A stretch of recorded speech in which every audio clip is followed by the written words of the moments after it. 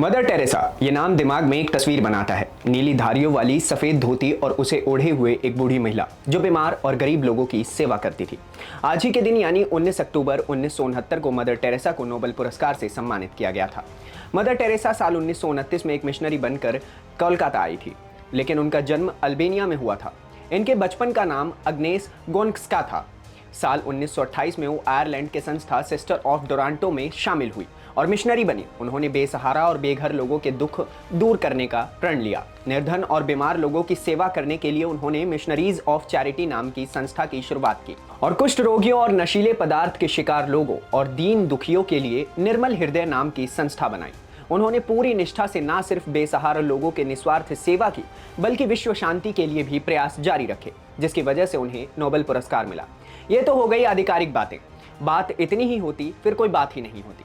अब आपको बताते हैं अंदर की बात। नमस्ते, मेरा नाम नितिश ठाकुर है और आप देख रहे हैं जनहित टाइम्स। 1950 का भारत गरीबी और भुखमरी का मारा हुआ, जबकि पश्चिम में अमेरिका जैसे देश तब फल फूल रहे थे। इसी बीच अल्बानिया से आई एक नन ने कोलकाता में समाज सेवा का काम शुरू किया और पूरी दुनिया में मसीहा की तरह देखी जाने लगी। मिशन को चंदा मिलना शुरू हुआ और इतना मिला कि एक बार रोमन चर्च का पूरा खाता इस चंदे के सामने बौना पड़ गया। समाज सेवा तक तो बात ठीक थी, लेकिन मदर टेरेसा की समाज सेवा धर्म से जुड़ी रही और जहां कहीं भी धर्म का नाम जुड़ता है वहां कंट्रोवर्सी तो हो ही जाती है।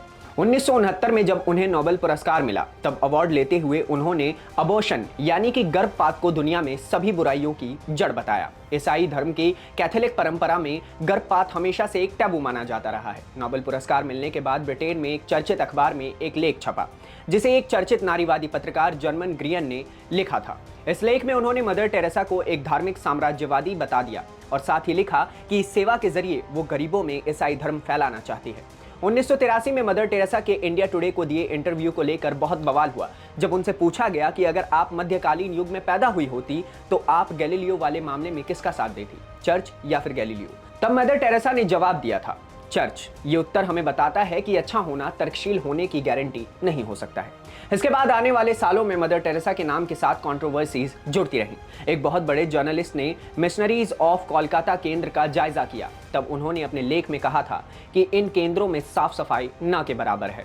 कैंसर के मरीजों तक को सिर्फ एक गोली देकर निपटा दिया जाता है। इसके बाद 1984 में मदर टेरेसा के ऊपर बनी एक डॉक्यूमेंट्री रिलीज हुई। नाम था हेल्स एंजल यानी कि नर्क का फरिश्ता। इन सब विवादों के बावजूद मदर टेरेसा का नाम 1997 में उनकी मृत्यु तक महानता का परिचायक बना रहा। कहानी वहीं खत्म हो जाती, लेकिन धर्म की मृत्यु के बाद जीवन में भी आस्था है, इसलिए मृत्यु के बाद भी ये कहानी जारी रही। बाकी आपका क्या सोचना है आज के इस इतिहास के बारे में, हमें कमेंट सेक्शन में बताइए। मिलते हैं अगली वीडियो में। धन्यवाद, नमस्कार।